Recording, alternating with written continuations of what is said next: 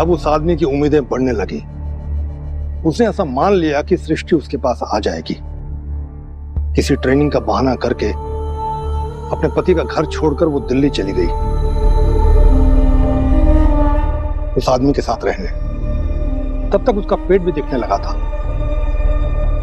अच्छा हुआ वो चली गई, वरना ये बात सबको पता चल जाती, और उसके पति विनायक को भी। शायद इसीलिए उसने ये खेल रचा था। और अब बुलाया गया उर्वशी को सृष्टि की देखभाल करने के लिए।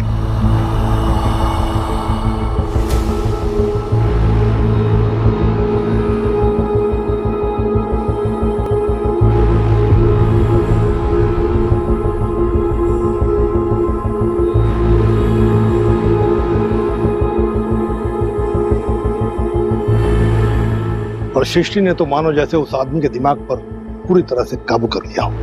और अब कहीं ना कहीं झनक ये कहानी सुनकर कुछ अच्छा महसूस तो नहीं कर पा रही है, पर अब आगे। दोनों एक पति पत्नी की तरह रहते थे।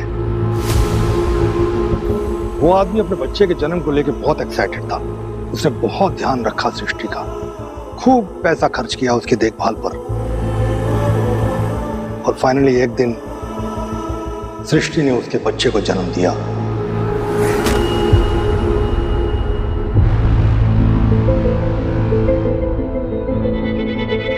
वो बच्चा कहाँ है अब? मेरी माँ का इस सबसे क्या लेना देना है? मेरे पापा की पहचान क्या है?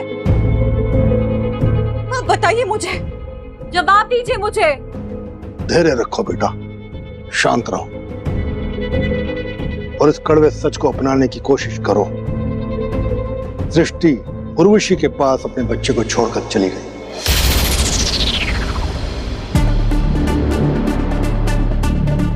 ब्रिजभूषण को बोलना मैं जल्दी वापस आ जाऊंगी।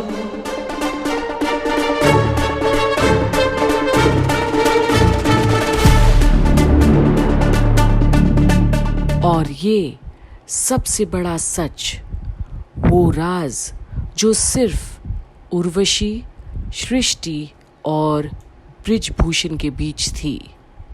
और आज ये सुनकर झनक बेहद शॉक्ड होती है। और सृष्टि उस आदमी से ये कहकर चली गई कि वो कलकत्ता जाते ही अपने पति से तलाक ले लेगी और वापस उसके साथ आकर रहना शुरू करेगी। क्योंकि वो उससे कहता रहा कि वो चाहे तो आरशी को भी अपने साथ लेकर आ सकती है। वो उसे अपनी बेटी की तरह अपनाएगा, बेटी की तरह पाल पोस कर बड़ा करेगा। और वो चाहे तो विनायक से भी बात कर सकता है। वो उससे कहेगा कि सृष्टि पहले से ही उसकी पत्नी थी। लेकिन सृष्टि ने उसे ये बोलकर रोक दिया कि वो सब संभाल लेगी। फिर सृष्टि चली गई और वो आदमी सृष्टि का इंतजार करते करते अपने दिन काटता रहा।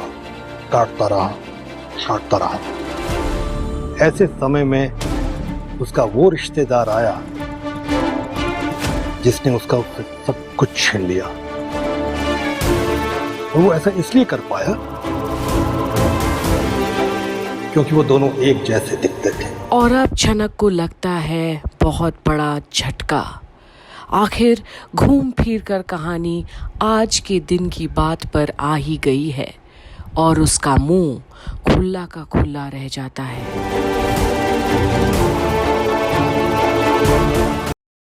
और फिर एक दिन वो आदमी किसी काम से बाहर गया और फिर कभी वापस लौट कर ना आ सका। और अब जो बातें झनक आज सुन रही है, वो सब सुनकर वो सिर्फ अचंभित ही नहीं, थोड़ी डर सी भी गई है। उसका मतलब वो खुद। और जो आया वो था नकली ब्रिजभूषण, जिसका असली नाम है कुलभूषण।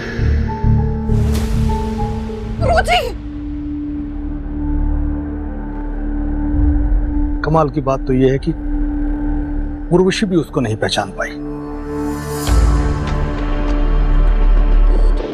क्योंकि वो हूबहू ब्रिजभूषण की तरह दिखता था। वैसे ही कपड़े पहनता था, वैसे ही बातें करता था। जो आया और जो गया, इन दोनों के अंतर को उर्वशी भी नहीं समझ पाई। क्योंकि नकली ब्रिजभूषण असली ब्रिजभूषण को मारना चाहता था। एक्चुअली उसने ये काम किसी और को सौंपा था। और अब असली मुद्दे पर आ रहे हैं गुरुजी झनक के सामने। वो राज वो खोल रहे हैं जिसे अब तक और कोई नहीं जानता है। सृष्टि, तुम आ गई। मुझे पूरा किया था, तुम जरूर आओगी।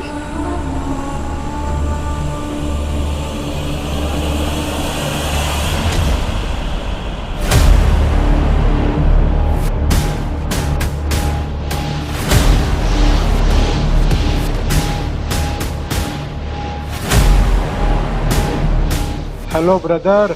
सृष्टि, ये यहाँ क्या कर रहा है? जो मेरा है वो मैं लेने आया हूँ भाई।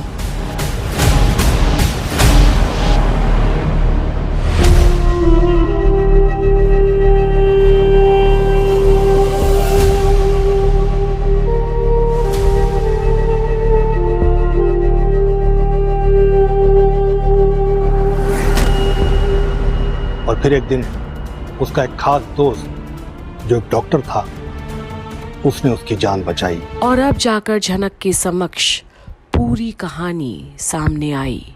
कैसे सृष्टि ने ऐसा घिनौना खेल रचा कि एक इंसान को दुनिया से ही बेदखल करने का सोच ली थी वो, और उसे इन सब से बहुत दूर ले गया, बहुत दूर। जिन लोगों को कुलभूषण काम सौंपा था अपने रिश्तेदार को मारने का, उन लोगों ने कुलभूषण से कहा कि उन्होंने उसका वो काम कर दिया है और उसके शरीर को गंगा में बहा दिया है। ये सुनकर कुलभूषण बहुत खुश हुआ, बहुत खुश हुआ। और फिर धीरे धीरे कुलभूषण ने अपना साम्राज्य फैलाना शुरू किया। और वो बच्चा उर्वशी पाल रही थी, जिसकी पहचान को सृष्टि नकार रही थी। और आज जो कहानी के रूप में झनक को जानकारी प्राप्त हुई है, ये सुनकर उसकी तो होश उड़ गई है। उसकी माँ और कोई नहीं बल्कि सृष्टि ही है। वो मासी नहीं, माँ है उसकी।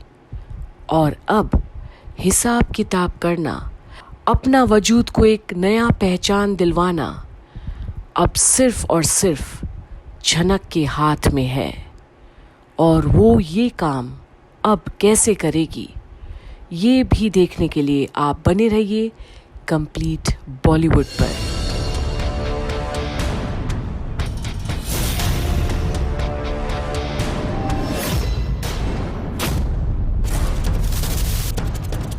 आप लोगों ने मुझ पर अनगिनत जुल्म किए, मेरी जान लेने की कोशिश की, मेरी माँ को मुझसे छीन लिया। जो आपने मुझे दिए हैं, मैं वही दर्द आपको दूंगी। झनक, अपनों को चुनेंगे या देंगे मेरा साथ? तो आखिरकार समय का चक्र झनक को उसी मोड़ पर लाकर खड़ा किया है जहां गुजरे हुए कल में सृष्टि ब्रिजभूषण को फंसाई भी थी, प्यार भी की थी, बेइंतहा मोहब्बत भी था, पर अंजाम कुछ अलग की थी। तो अब आगे अनी के साथ अब झनक क्या करेगी, ये देखने के लिए बने रहिए कंप्लीट बॉलीवुड पर।